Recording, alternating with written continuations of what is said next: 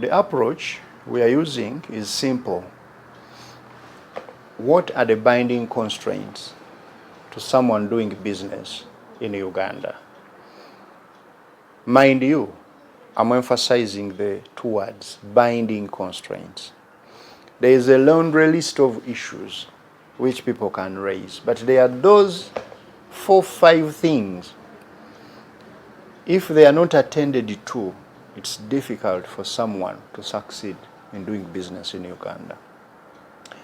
We have mapped them out.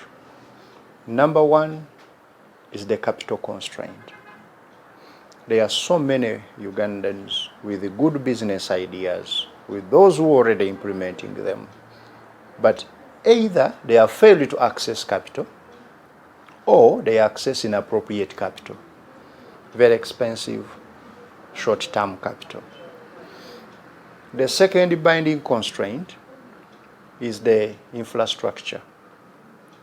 By the infrastructure, leave alone the roads and the electricity. We mean the work spaces and all of that which is involved, IT and so on.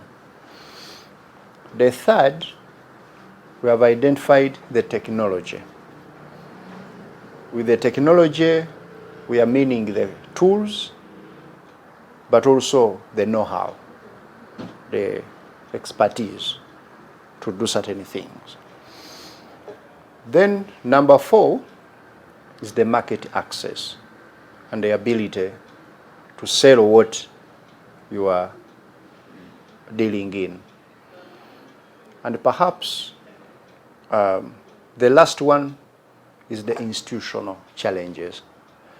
The government, the way government attends to people's needs. That if you went to pay tax, you'll find it easier to pay tax. If you went to KCCA to get a license, that you'll be able to get that license at minimal disruption. If you went to get a driving permit or to register your business, interface with the government, that institutional. For us, we've identified those 5 as the key binding constraints, and we are working on them.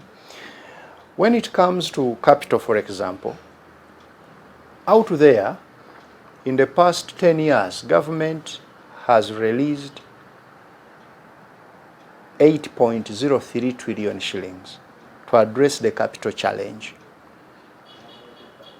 But the budgeted money is even much higher, 9.4 trillion in the past 10 years. This is money which is already with the Ugandans. This money is going to Ugandans, not foreigners. It's money through UDB, through UDC, through Agricultural Credit Facility, through the Youth Livelihood Program, through Women Enterprise, through SME Fund, through a number of those funds. And now recently, we added on PDM and Emyoga.